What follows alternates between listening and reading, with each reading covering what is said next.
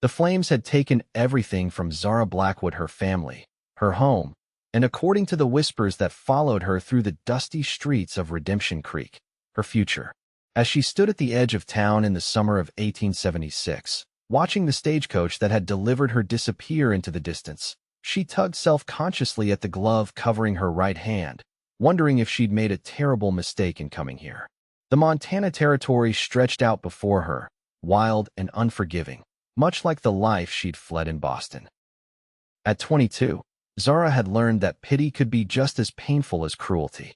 The sympathetic glances from former friends who couldn't quite meet her gaze, the withdrawn marriage proposals, and the hushed conversations that stopped when she entered a room had driven her west, to this frontier town where her late aunt had left her a small dress shop. "Miss, you planning on standing there till sundown?" The gruff voice startled her from her thoughts. Zara turned to find an elderly man with a weathered face watching her with impatience. "My apologies. I'm just taking it all in." "Well, take it in while walking. You're blocking the way." He gestured to a wagon trying to pass. Cheeks burning, Zara gathered her modest traveling trunk and stepped aside. She'd barely arrived, and already she was causing problems. With a deep breath, she squared her shoulders and headed toward Main Street, where her aunt's solicitor had told her the shop would be waiting. The town of Redemption Creek was larger than she'd expected, bustling with the activity of a growing frontier settlement. A sawmill operated on the edge of town, and she could see the railroad tracks gleaming in the distant signs of the progress pushing relentlessly westward. Women in practical dresses hurried about their errands, while men in various states of dust and wear moved between the saloon, general store, and livery. Several people nodded politely as she passed, but Zara noted the curious glances at her gloved hands despite the warm summer day. She was used to the stares. They no longer stung as they once had. What was one more town of people who would eventually learn her story and treat her like damaged goods? Blackwood Dressmaking sat between the general store and a small cafe. The painted sign was faded but still legible, and Zara felt a surge of gratitude toward the aunt she'd barely known. She fumbled with the key the solicitor had sent, struggling to manage it with her left hand while keeping her right, gloved one pressed against her side. "Need a hand with that?" The deep voice came from behind her, and Zara nearly dropped the key in surprise. She turned to find herself looking up quite a way up into the face of a man she could only describe as impossibly tall.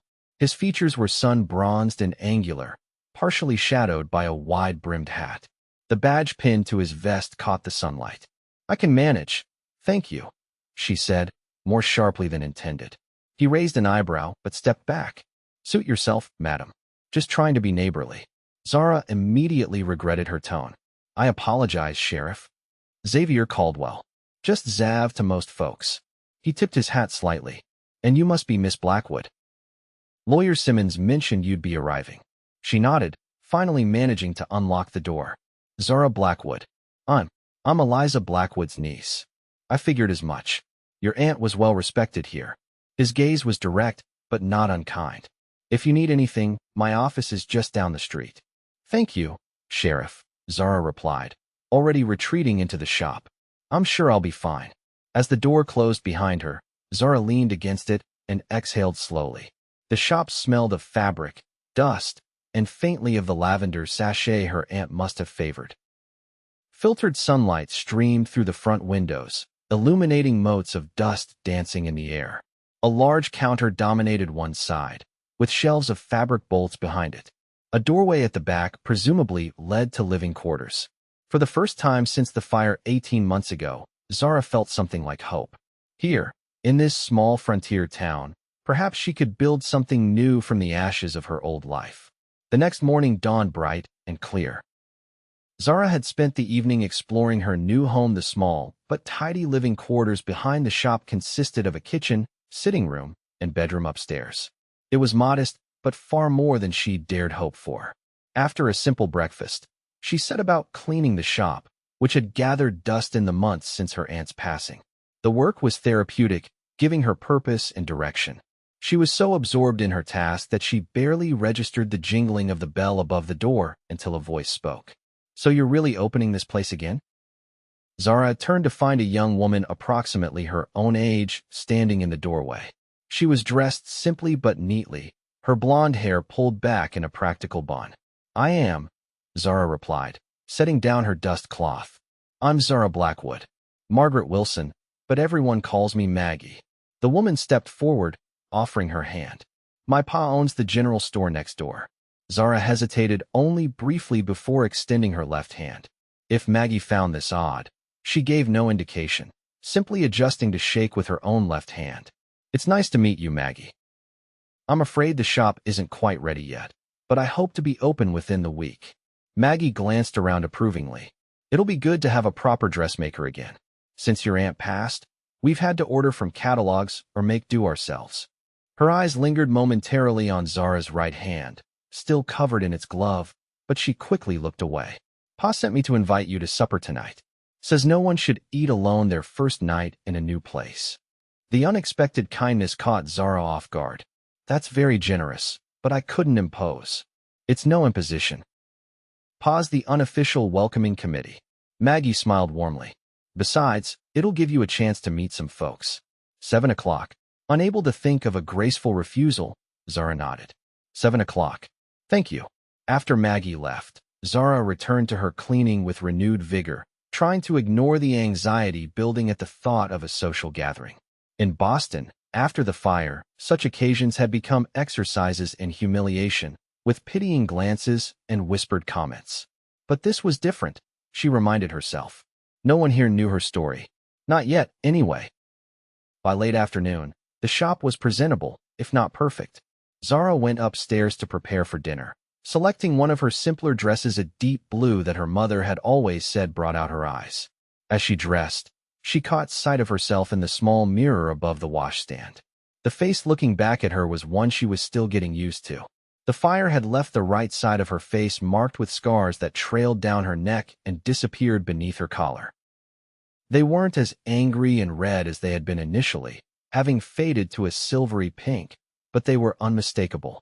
Her dark hair, once long enough to sit on, now barely reached her shoulders, another casualty of that terrible night. With practiced movements, Zara arranged her hair to partially shield the right side of her face. It wasn't a perfect solution, but it helped. With a deep breath, she pulled on her gloves, the right one covering the worst of her scars, where the flames had melted skin and twisted fingers.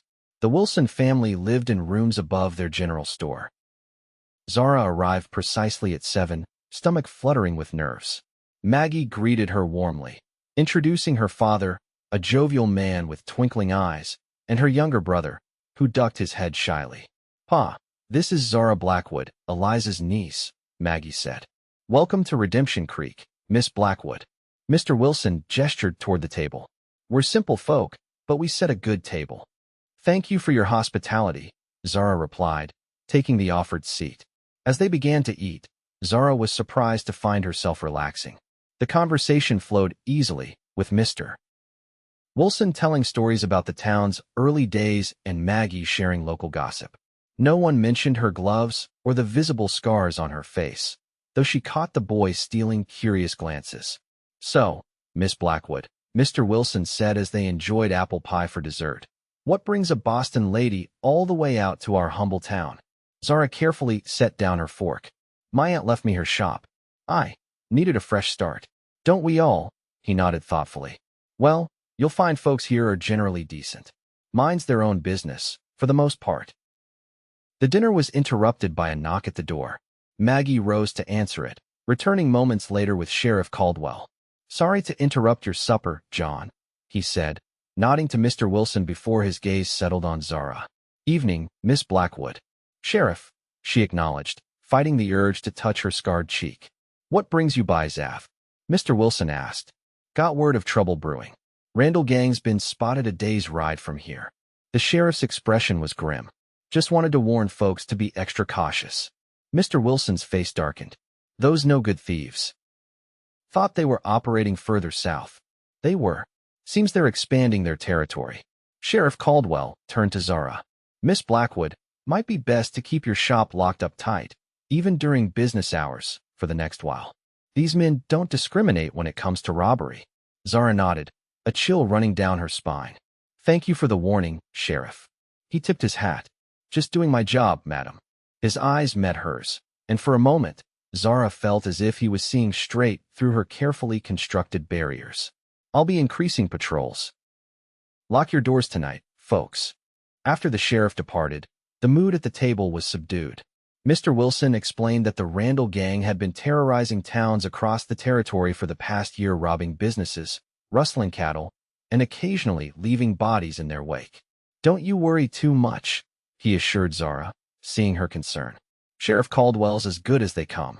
Army trained, cool under pressure. He's kept us safe so far." Later, as Zara walked the short distance back to her shop with Maggie as escort, she couldn't help glancing nervously at the shadows between buildings. "Pa wasn't just saying that about Zav," Maggie said, correctly interpreting Zara's unease. "He's the reason most of us sleep sound at night. Came here 3 years ago and cleaned this town up proper. He seems capable," Zara allowed. Maggie gave her a sideways glance. "And handsome as sin, though he doesn't seem to notice how half the unmarried women in town would happily throw themselves at his feet." Zara couldn't help but smile at Maggie's forthright manner. "I hadn't noticed." "Liar," Maggie teased good-naturedly. "Every woman notices Zav Caldwell, married or not. But he keeps to himself mostly. Some say he's running from something in his past, but no one knows for sure." They reached the dress shop, and Zara unlocked the door. "Thank you for walking me back. And please thank your father again for dinner." "I will." "And Zara." Maggie hesitated. "I'm glad you're here. This town could use another sensible woman." After Maggie left, Zara carefully locked the door and checked that all the windows were secured.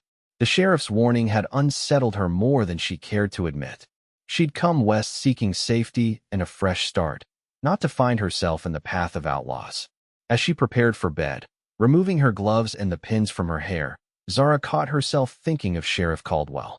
There was something compelling about the man, beyond his obvious physical attributes.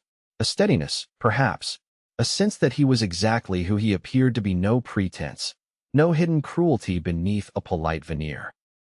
Not that it mattered, she reminded herself firmly.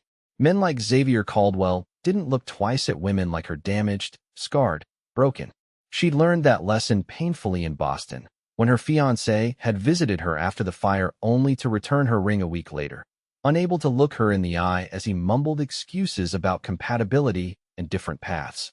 Sleep came fitfully that night, haunted by dreams of fire and the echo of her mother's screams. The following days passed in a blur of activity as Zara prepared to officially open the dress shop. She sorted through fabrics, organized patterns, and repaired the old Singer's sewing machine her aunt had left behind. The work was therapeutic, allowing her to lose herself in the familiar routines of measuring, cutting, and stitching. Customers began trickling, and even before she was officially open, women curious about the newcomer and eager for new dresses now that a proper seamstress was in town again.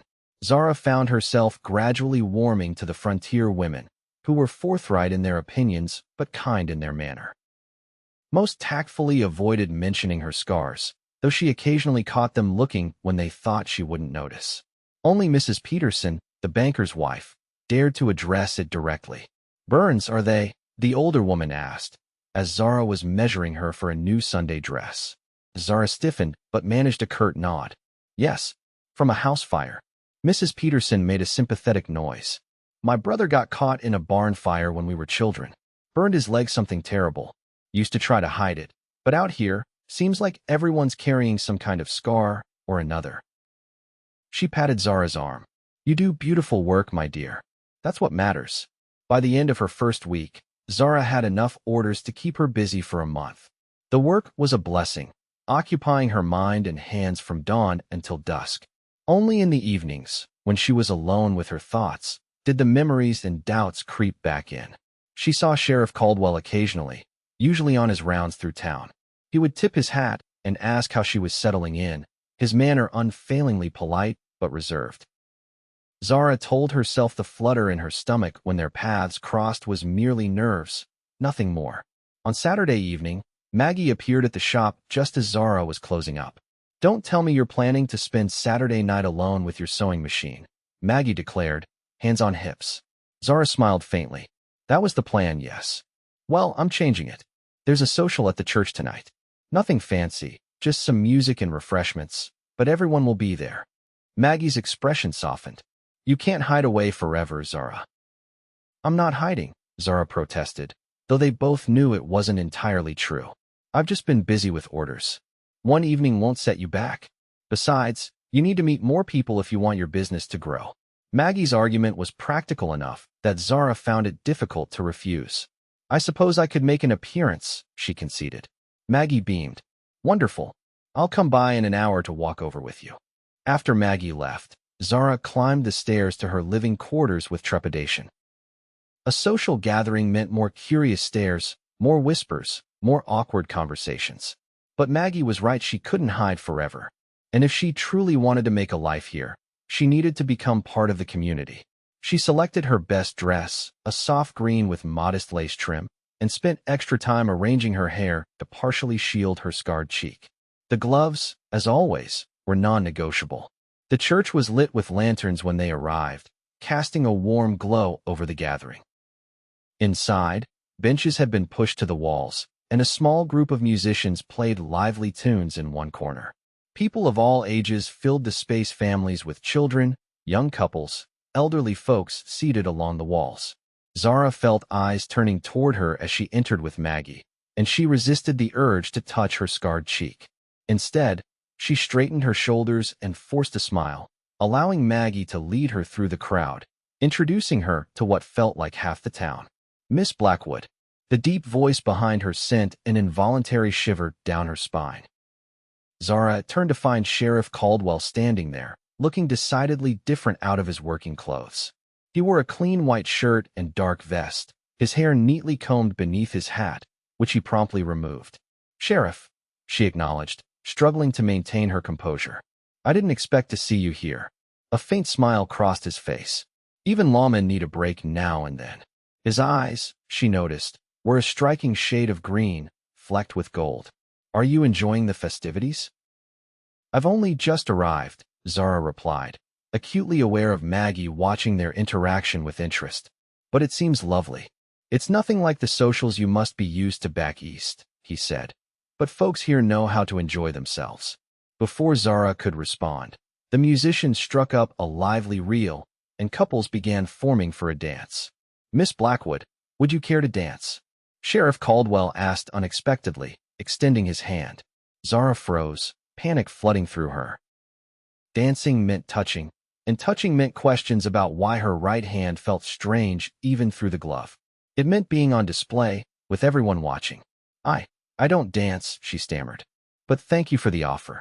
Something flickered in his eyes, disappointment, perhaps? Before he nodded respectfully. Another time, perhaps.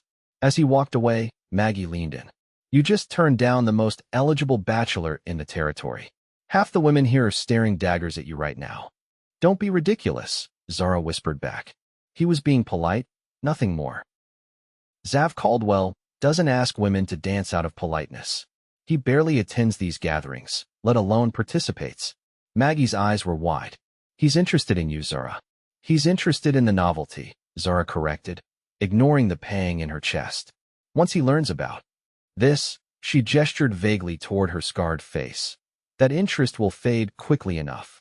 Maggie looked like she wanted to argue, but was interrupted by her younger brother tugging at her arm, wanting to show her something.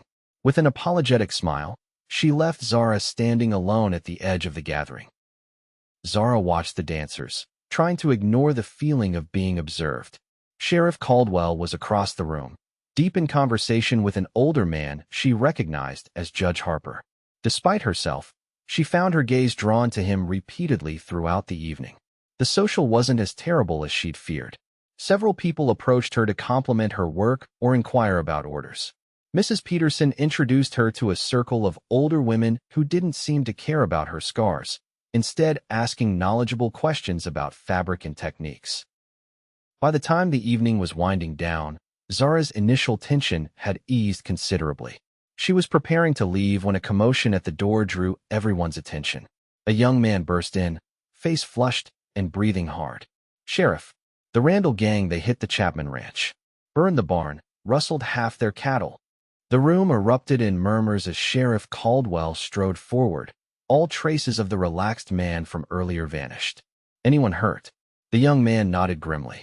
Old man Chapman took a bullet. His wife sent me for the doctor. Dr. Reynolds was already moving toward the door, medical bag in hand. Sheriff Caldwell turned to address the now silent crowd. Folks, I need you all to return to your homes and stay there. Lock your doors. Any men willing to join a posse, meet me at the jail in 20 minutes.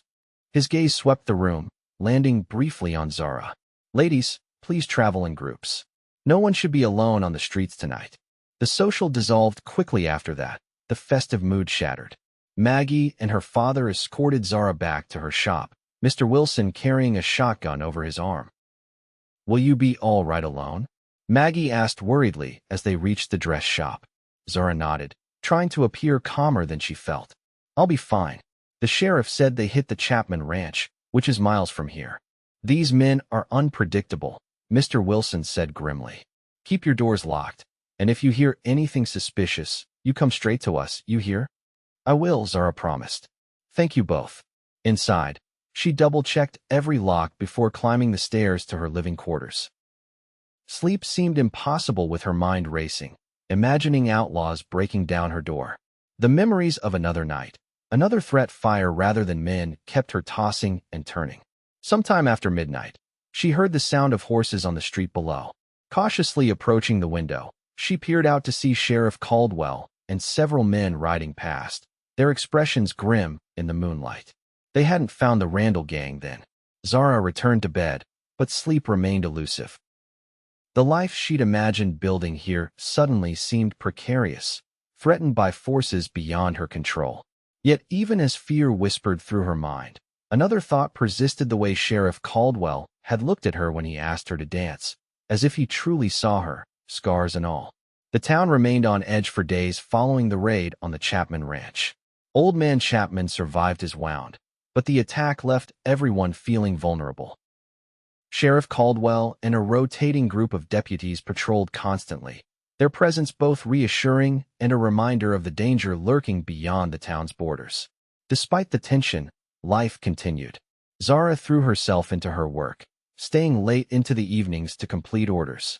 The dress shop became a hub of feminine conversation as customers lingered, exchanging news and speculation about the Randall gang. They say the leader, Jesse Randall, was a Confederate officer who never accepted surrender, Mrs. Peterson informed Zara as she was being fitted for her new dress. Started robbing Union sympathizers, then just kept going when the money ran out. I heard they've got at least 15 men riding with them now, added Mrs. Blake, the schoolteacher's wife. My husband says the territory governor is sending additional marshals. Zara listened to these discussions with growing unease. The West was supposed to have been her sanctuary, not another place to fear. Yet she found unexpected strength in the frontier women's pragmatic approach to danger. They didn't cower. They prepared, keeping loaded shotguns by their doors and teaching their daughters to shoot alongside their sons. Nearly a week after the Chapman Ranch incident, Zara was working late, determined to finish Mrs. Peterson's dress before Sunday services. The shop was closed, but she'd left the lamp burning in the window as she worked at her cutting table. The sound of the door opening made her look up sharply. She was certain she'd locked it. Sheriff Caldwell stood in the doorway, hat in hand. Evening, Miss Blackwood. Saw your light and wanted to check that everything was all right. Relief flooded through her. You startled me, Sheriff. I thought I'd locked the door. You did, he confirmed, a faint smile touching his lips. Part of my job is having keys to the businesses on Main Street. For emergencies. I see. Zara set down her scissors, suddenly self-conscious about her appearance. She'd been working for hours and knew she must look disheveled. As you can see, I'm fine. Just trying to complete an order. He nodded, but made no move to leave. Instead, he closed the door behind him and stepped further into the shop. You've been working late every night this week. The fact that he'd noticed sent an unexpected warmth through her. There's much to do when starting a business. True enough. He glanced at the half-finished dress on her table. My mother was a seamstress.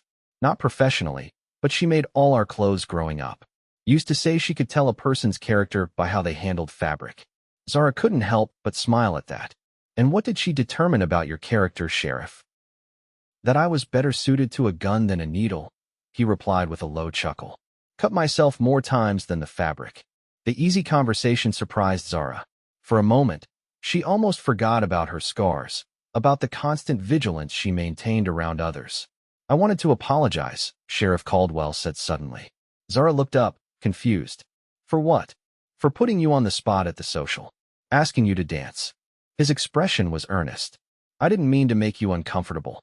You didn't, Zara replied automatically, then sighed. That's not entirely true. But it wasn't your fault. She hesitated, then made a decision.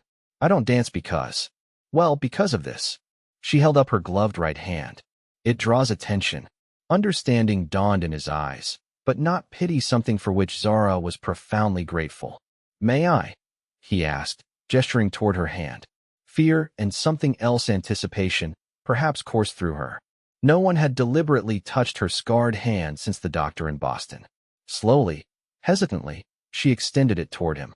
Sheriff Caldwell Zav, she thought, suddenly took her gloved hand in his own much larger one. His touch was gentle as he turned it, examining the shape visible through the fabric. Fire? He asked softly. Zara nodded, unable to speak past the lump in her throat. I've seen worse, he said simply, still holding her hand.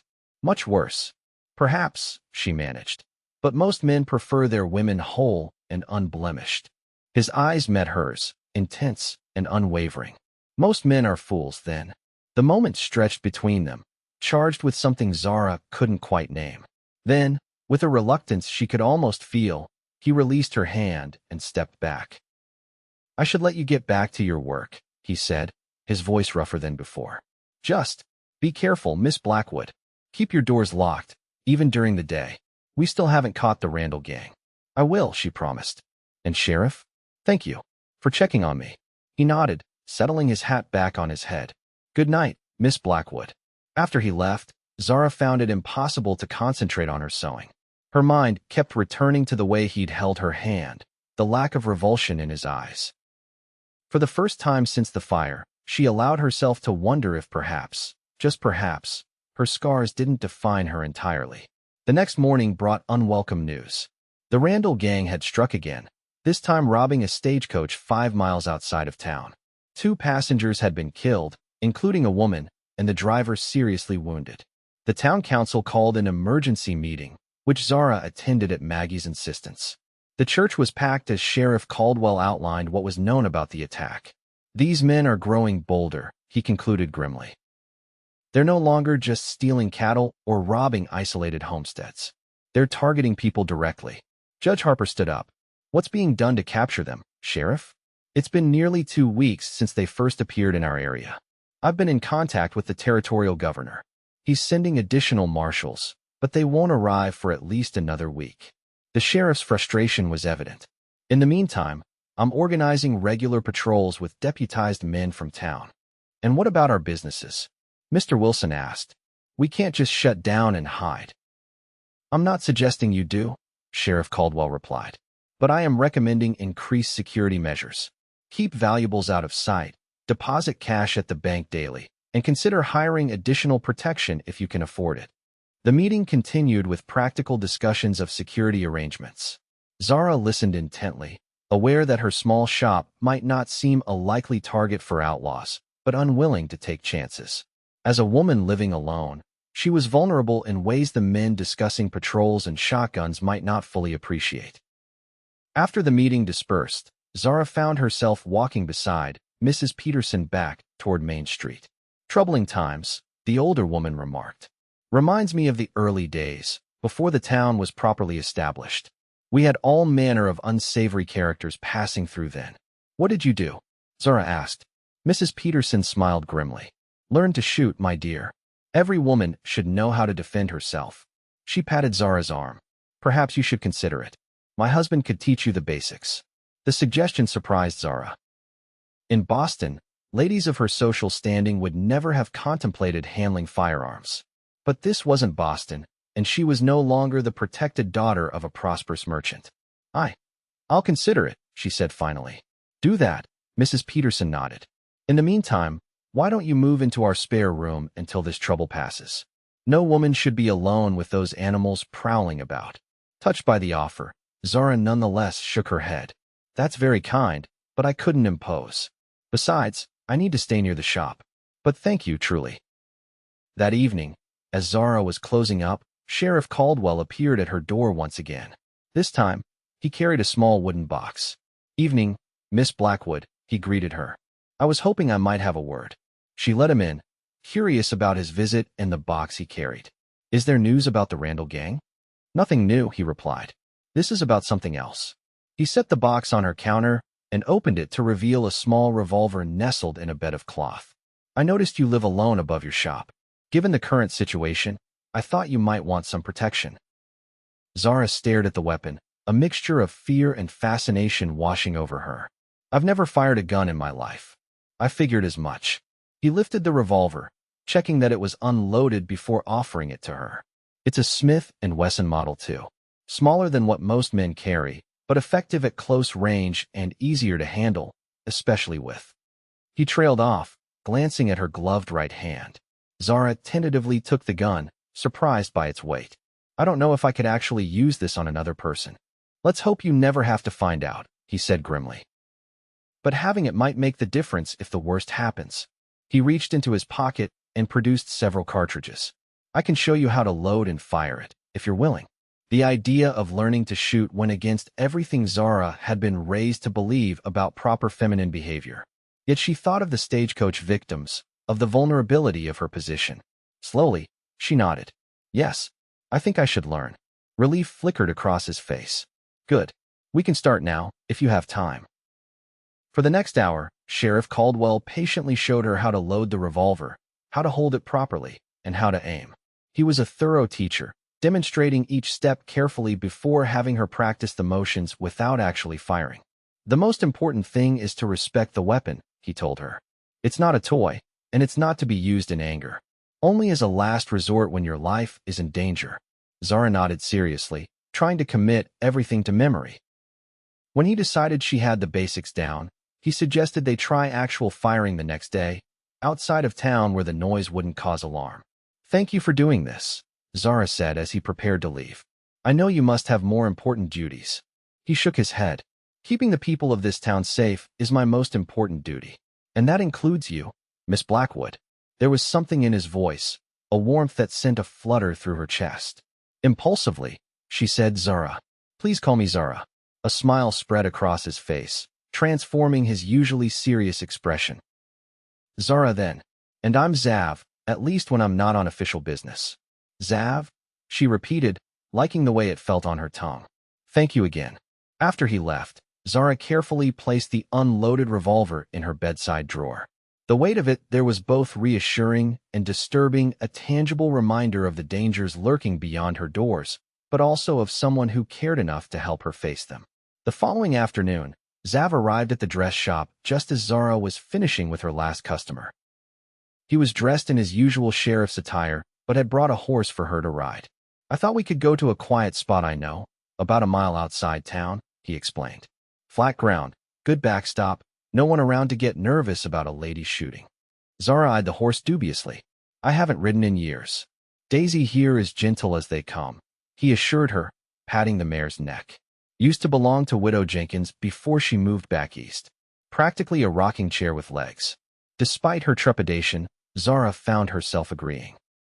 She quickly changed into her simplest skirt, one she wouldn't mind getting dusty, and joined him outside where he waited with the horses. Mounting proved challenging with her injured hand, but Zav provided support without making her feel helpless, boosting her up with strong hands at her waist. The brief contact left her oddly breathless. They rode at a leisurely pace out of town, Zav pointing out landmarks and sharing bits of local history.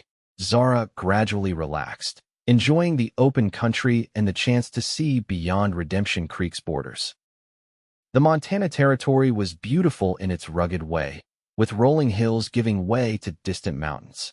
Here we are, Zav announced eventually, guiding them to a small clearing beside a stream.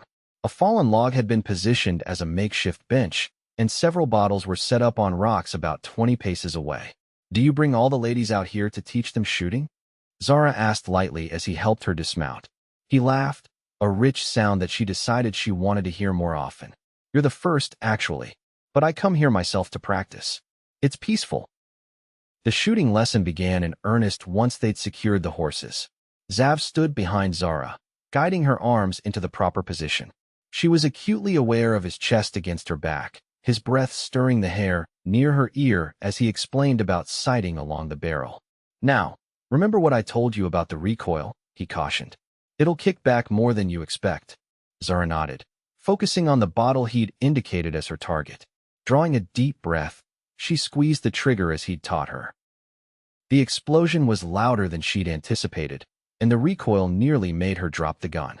The bottle remained intact, her shot going wide. That was good for a first try, Zav encouraged. You didn't flinch before firing, which most beginners do. Try again, but this time, tighten your grip a bit more. By the fifth shot, Zara had managed to hit one of the bottles, shattering it satisfyingly. The sense of accomplishment was surprisingly powerful. I did it, she exclaimed, turning to Zav with a smile that felt foreign on her face, unguarded, genuinely joyful. His answering smile was warm. You're a natural. A few more sessions, and you'll be out shooting half the men in town. They practiced until Zara's arms ached from holding the revolver steady. Finally, Zav suggested they take a break, producing a small bundle from his saddlebag that turned out to contain bread, cheese, and apples. I thought you might be hungry, he explained, looking almost shy. Nothing fancy, I'm afraid. They sat on the fallen log, sharing the simple meal as the afternoon sun filtered through the trees. The domesticity of the moment struck Zara how natural it felt to be here with him, away from the curious eyes of the town. May I ask you something? Zav said suddenly, breaking the comfortable silence. About your hand? Zara tensed but nodded. If anyone had earned the right to ask, it was this man who had shown her nothing but respect. Does it pain you still? The question wasn't what she'd expected. Usually, people wanted to know how it happened, to satisfy their morbid curiosity about the tragedy. Sometimes, she admitted. Mostly when the weather changes, or if I've been sewing for too many hours. The scars pull, and the fingers. She flexed her right hand unconsciously. They don't straighten properly anymore. He nodded thoughtfully. My pa had a hand injury from the war. Used to rub a salve into it that seemed to help. Pine resin and bear grease, I think, with some herbs. I could ask around, see if anyone knows the recipe. His practical response, free from pity or disgust, loosened something in Zara's chest. Thank you. That's very thoughtful. How did it happen? He asked finally, his voice gentle. The fire, I mean. If you don't mind telling me. Zara looked away, watching the stream's water catching the sunlight. She'd never voluntarily told the story to anyone before, but somehow, here with him, the words came. It was winter, a particularly cold night in Boston. The fire started in the kitchen, a spark from the stove, they think. I woke to smoke and heat. She swallowed hard. My room was on the second floor, across from my parents'. I tried to reach them, but the hallway was already engulfed. I could hear my mother screaming. Zav's hand found hers, large and warm and steady. The servants had escaped through the back stairs. I was trapped, with flames everywhere. I wrapped myself in a wet blanket from my wash basin and tried to run through the fire to the stairs. That's when. She gestured to her scarred face. My nightdress caught. I remember rolling on the floor, as my father had once taught me to do if my clothes ever caught fire. Somehow I made it downstairs and outside. And your parents? He asked softly, though his expression suggested he already knew the answer. They didn't survive, Zara said simply. Nor did my younger sister, who was visiting from school. I was the only one. I'm sorry, he said, and unlike when others had said those words, his sounded genuine rather than awkward. The physical recovery was difficult, she continued, finding that now she'd started, she wanted him to understand everything. But it was after, when the bandages came off, that I learned what it truly meant to be scarred.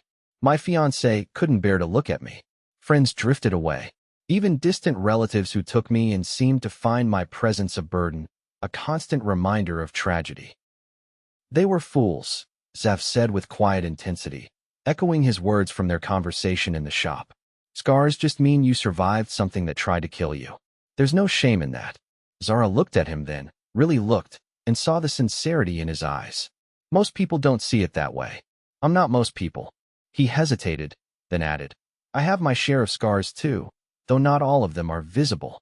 She wanted to ask about those hidden scars, to know what had shaped this man who seemed so different from others she'd known. But something in his expression told her he wasn't ready to share that story, not yet. Instead, she squeezed his hand. Thank you, for the shooting lesson, and for listening. Anytime, he replied, and she believed him. The ride back to town was quiet, both lost in their thoughts.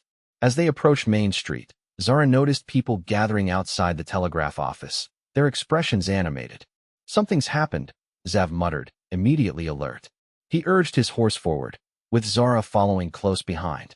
Mr. Wilson broke away from the crowd when he spotted them. Sheriff. News just came in, the Randall gang hit Silver Creek yesterday, robbed the bank, and killed the sheriff. Zav's expression hardened. Any word on where they were headed after? Telegraph says they were moving north. That puts them coming our way, Zav. The implications hung heavy in the air. Redemption Creek was the next significant settlement north of Silver Creek. Get the town council together, Zav ordered. We need to prepare. He turned to Zara. I should see you safely home. Back at the dress shop, Zav helped Zara dismount, his manner now all business. Keep that revolver loaded and close at hand. Don't open your door to anyone you don't know, even if they claim to need help. Do you really think they'll come here? Zara asked, unable to keep the fear from her voice. His expression softened slightly. I don't know, but I aim to be ready if they do. He touched her arm briefly. I'll stop by later, after the council meeting, just to check on you. As he rode away toward the gathering crowd, Zara felt the weight of dread settling over her. Just when she'd begun to feel safe, to believe she might build a real life here, danger was approaching once again. But this time, she wasn't helpless. She had a community, friends who cared about her welfare, and a man who looked at her scars and still saw someone worth protecting. With renewed determination, Zara entered her shop and retrieved the revolver from upstairs. Following Zav's instructions, she carefully loaded it, then placed it within easy reach beneath the counter. Whatever came, she would face it. The town council meeting lasted well into the evening. From her window, Zara could see men coming and going from the town hall, their expressions grim. She kept busy with sewing, though her mind was too preoccupied for detailed work. Instead, she focused on simple repairs, grateful for the distraction. Just after 9, a knock at her door made her start. Cautiously, she approached, revolver in hand. Who is it? It's Zav, came the reply, and she quickly unlocked the door. He looked exhausted, the lines around his eyes deeper than usual. Without thinking, Zara took his arm and guided him to a chair by her workbench. You look like you could use some coffee, she said, already moving toward the small stove she kept for heating water. Something stronger wouldn't go amiss, he replied with a weary smile, but coffee will do fine. As she prepared the drink, Zara asked, what did the council decide? Zav sighed, removing his hat and running a hand through his hair. We're organizing defenses as best we can, posting lookouts on the roads into town, establishing a regular patrol schedule. I've deputized 6 men who've seen combat before. You think there will be fighting, Zara stated, handing him a steaming cup. I think we need to be prepared for it. He took a sip of the coffee, closing his eyes briefly in appreciation. Randall's men have never attacked a town this size before, but they've grown bolder with each success. And now they've killed a lawman. Silver Creek Sheriff, Zara remembered. Did you know him? A shadow crossed Zav's face. Tom Riley. We served in the army together, years back. Good man. Leaves behind a wife and 2 young children. Impulsively, Zara placed her hand on his shoulder. I'm sorry about your friend. He covered her hand with his own, the simple contact conveying more than words could. For a moment, they remained that way, connected by touch and shared concern. The territorial marshal and his deputies should arrive within the week, Zav finally said, breaking the silence. If we can hold out until then, we'll have enough men to drive Randall's gang away for good. And if they come before that, his expression was resolute, then we'll face them with what we have. This town has good people, Zara. They won't surrender it easily. After he left, promising to check on her again in the morning, Zara found sleep impossible. She sat by her window instead, watching the occasional lantern light of the patrols moving through the darkened streets. The revolver rested on the sill beside her, a cold comfort against the night. 3 days passed in tense anticipation. The town adopted a siege mentality, with businesses closing early and few people venturing out after dark. The saloon was uncharacteristically quiet, its patrons more interested in soberly discussing defense strategies than carousing. Women traveled in groups, and children were kept close to home. Zara's dress shop remained open, though customers were scarce. Instead, women gathered there to sew bandages and prepare supplies that might be needed if fighting broke out. The activity was practical but also served to calm nerves, giving hands something to do while minds worried. Zav stopped by at least once daily, ostensibly to check on her security but lingering to talk. Each visit deepened their connection, as they shared stories from their pasts and hopes for the future. Zara found herself looking forward to these moments, even amid the fear gripping the town. On the 4th day, everything changed. Zara was teaching Maggie's younger brother how to wind thread onto bobbins when the church bell began to ring, not the measured toll for services, but a rapid, urgent clanging that could only be an alarm. They rushed to the door just as riders thundered down the street, men shouting for everyone to take cover. "They're coming," one man yelled as he passed. Randall's gang spotted on the north road. Maggie appeared suddenly, breathless and wide-eyed. "Zara, Pa says to come to our place. We're gathering the women and children at the general store. The back room has no windows and a strong door." Fear clutched at Zara's throat, but she shook her head. "I need to get something first. Take your brother, I'll be right behind you." Ignoring Maggie's protests, Zara dashed upstairs to her living quarters. She quickly changed into her simplest dress, one that allowed freedom of movement, and retrieved a small leather pouch containing her mother's locket and what little money she had saved. The revolver was already in her pocket. By the time she returned downstairs, the street was in chaos. Men with rifles were taking positions behind barrels and in doorways, while women hurried toward designated safe locations. Through the confusion, Zara spotted Zav directing defenders, his voice carrying over the din. Their eyes met across the street, and for a moment, everything else seemed to fade away. She saw fear in his expression, not for himself, she realized, but for her. He motioned urgently for her to get to safety. Zara nodded and turned toward the general store, but had taken only a few steps when the first gunshots rang out from the north end of town. The Randall gang had arrived. What followed was a blur of noise and terror. Bullets splintered wood and shattered windows as the outlaws rode into town, firing indiscriminately. Zara pressed herself against a building, heart pounding, trying to assess the safest path to the general store, which now seemed impossibly far away. A bullet struck the wall inches from her head, showering her with fragments of brick. Panic threatened to overwhelm her, but she forced it down, remembering the fire in Boston. She had survived that. She would survive this. "Miss Blackwood," a man's voice, not Zav's, called from nearby. She turned to see one of the deputies, crouched behind a water trough. "Over here, quick." Gathering her courage, Zara dashed across the open space, bullets kicking up dust at her heels. She practically fell behind the meager shelter, breathing hard. "Sheriff said to get you to safety if I saw you," the deputy explained, checking his rifle. "Store's too far now, we'll have to make for the church instead." Gunfire was concentrated at the north end of town, where it seemed most of the defenders had gathered. The church was in the opposite direction, requiring them to move away from the main conflict. "Ready?" the deputy asked, his young face tense but determined. "We'll go on 3. Stay low and run as fast as you can." Zara nodded, gathering her skirts in preparation. "Ready? 1, 2, 3. They broke cover together, running toward the relative safety of the church. They had almost reached it when a rider appeared from a side street, cutting off their path. It happened so quickly that Zara barely had time to register the man's wild beard and the cruel smile that spread across his face as he leveled his pistol at them. The deputy shoved Zara aside just as the outlaw fired.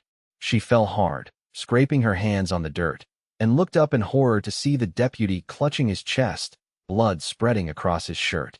The outlaw turned his attention to Zara, still sprawled on the ground. Well, what have we here?" His gaze raked over her, pausing briefly at her scarred face before dismissing it. "Get up, woman." Terror froze her in place, her mind screaming but her body unable to respond. The man dismounted, keeping his gun trained on her as he approached. I said get up. He reached down to grab her arm. The contact broke Zara's paralysis. In one fluid movement, she drew the revolver from her pocket and fired upward. The shot went wide, but the surprise of it made the outlaw stumble backward, cursing. You'll pay for that, you bitch, he snarled, raising his own weapon again. Zara scrambled to her feet, aiming the revolver with both hands as Xav had taught her. This time, her shot found its mark. The outlaw staggered, a look of disbelief crossing his face as he clutched his shoulder. But he didn't fall, and his expression twisted into rage as he leveled his gun at her once more. A shot rang out, but it wasn't from either of their weapons. The outlaw jerked, then crumpled to the ground. Zara turned to see Xav running toward her, his rifle still raised. Are you hurt? He demanded, reaching her side and quickly checking her for injuries. No, I'm fine, she managed, though her voice shook. But the deputy, Xav glanced at the fallen man and grimaced. Johnson, damn it. He knelt briefly beside the deputy, checking for signs of life, but shook his head grimly. He's gone. More gunfire erupted from the north end of town, and Xav's expression hardened. We need to get you somewhere safe. The church is where I was heading, Zara finished. What about you? I have to get back to the fight. Randall brought more men than we expected. He hesitated, his eyes locked with hers.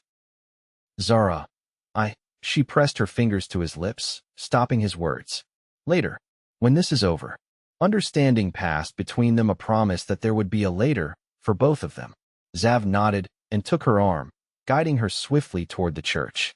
Inside, they found several townspeople already sheltering mostly women and children, along with the elderly. Reverend Turner was organizing them, assigning tasks to keep panic at bay. Stay here, Xav instructed, his hand lingering on her arm. If the worst happens and they breach the church, there's a trapdoor beneath the pulpit. It leads to a root cellar with an exit behind the building. Be careful, Zara whispered, surprising herself by reaching up to touch his face. Please. For a brief moment, Xav leaned into her touch. Then, with a nod to Reverend Turner, he was gone, back into the chaos outside. The hours that followed were the longest of Zara's life. Gunfire continued sporadically, sometimes drawing frighteningly close to the church. Through the windows, they could see smoke rising from buildings that had been set ablaze. The Reverend led them in prayer, but Zara's thoughts were with Xav, fighting somewhere in the burning town. As dusk approached, the gunfire gradually subsided.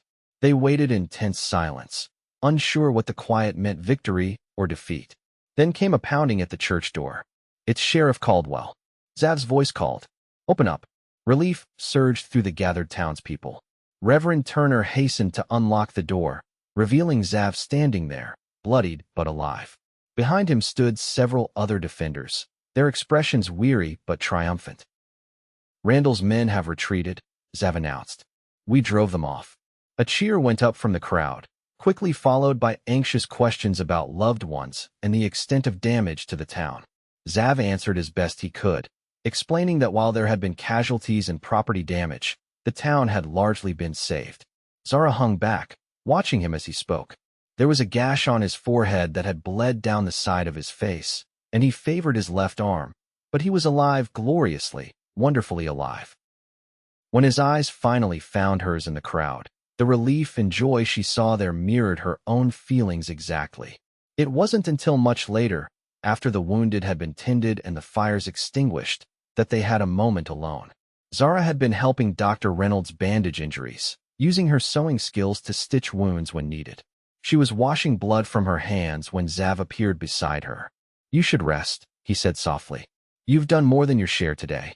Zara dried her hands on a relatively clean towel. So have you. Have you had that cut on your head looked at? He touched the wound absently. It's nothing. Bullet grazed me, that's all. Let me clean it, at least. Without waiting for permission, she guided him to a chair and began gently washing the dried blood from his face. I heard what happened. How you led the charge that drove them back. Xav shrugged, wincing slightly as she dabbed at the wound. I just did what needed doing. Everyone fought bravely. You killed Jesse Randall, she said. It wasn't a question. The news had spread rapidly through town. He didn't leave me much choice. Xav's expression darkened. He was aiming for Maggie's father. I got to him first. They fell silent as Zara finished cleaning the wound. It wasn't as bad as it had first appeared. Head wounds always bled dramatically, Dr. Reynolds had explained. I thought of you, Zav said suddenly, his voice low. When it looked like we might be overrun. I thought of you, and I found strength I didn't know I had. Zara's hand stilled. I was so afraid, she admitted. Not just of the outlaws, but of losing you before. She trailed off, uncertain how to express what she was feeling. Zav caught her hand in his. Before what? Before I could tell you that you've changed everything for me. The words rushed out, as if they'd been waiting too long to be said. The way you look at me, the way you see past the scars to who I really am, it's made me believe that maybe I can have a life again. A real life, not just an existence. He stood, still holding her hand, and with his free one, he gently touched her scarred cheek. You want to know something? From the moment I first saw you struggling with that key in front of your shop, I knew you were special. Not despite your scars, Zara. You're beautiful, yes, but it's your courage that drew me to you. The way you carry on, building a new life after losing everything. Zav, she whispered, her heart pounding. I've never felt this way before. Not even with your fiancé back in Boston, he finished for her. She shook her head. What I felt for him was a pale shadow compared to this. He drew her closer, his eyes searching hers for permission.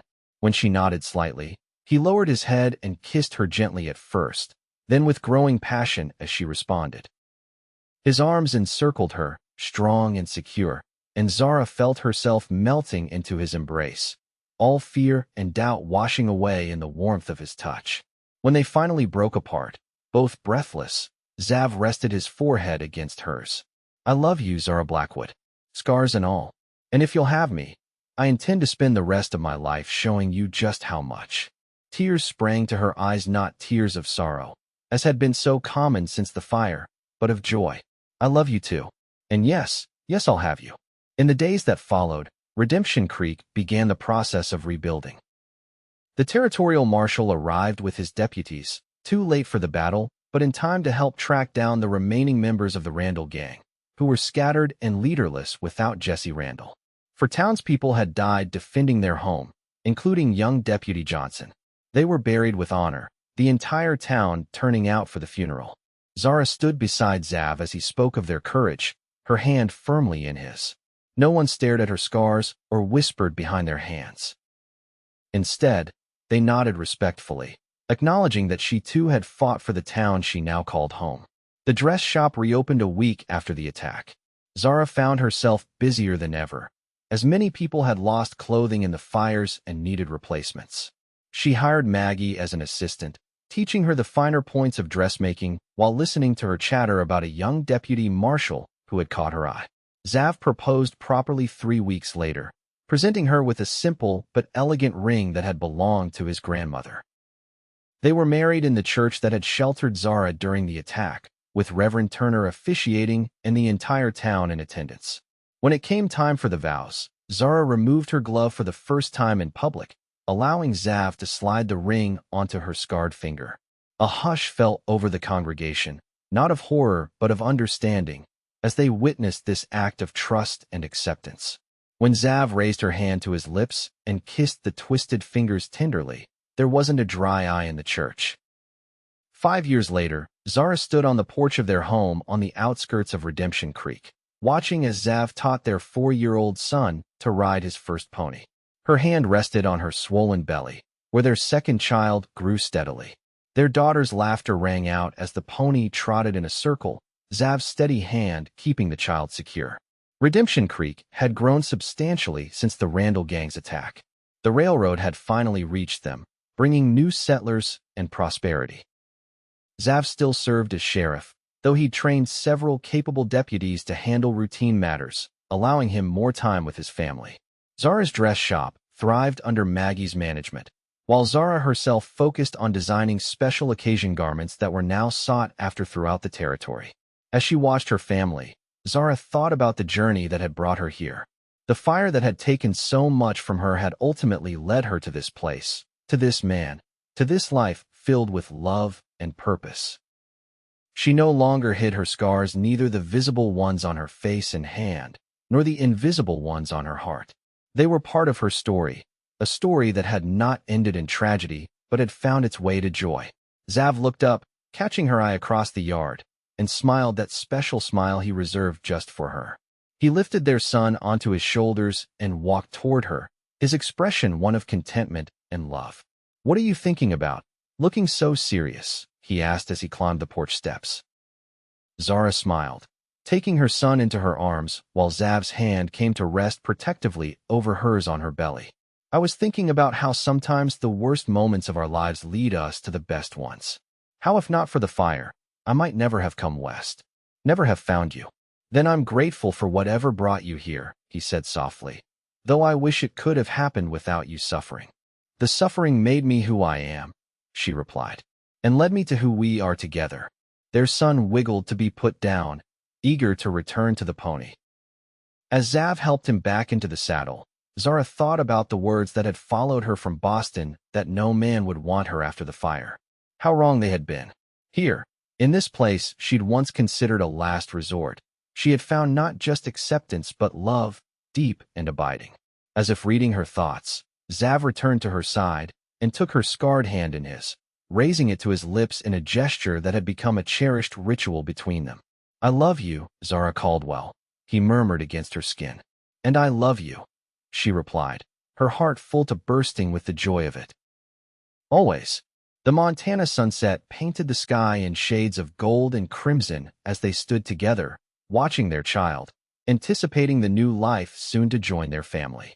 Zara leaned against her husband's strong shoulder, secure in the knowledge that whatever challenges the future might hold, they would face them together, two people who had found in each other's scars not weakness, but evidence of strength, resilience, and the capacity to heal. The fire had taken much from Zara Blackwood, but it had also forged her into someone stronger than she'd ever imagined. She could be someone worthy of love, capable of giving love in return. And in the end, that was the greatest triumph of all.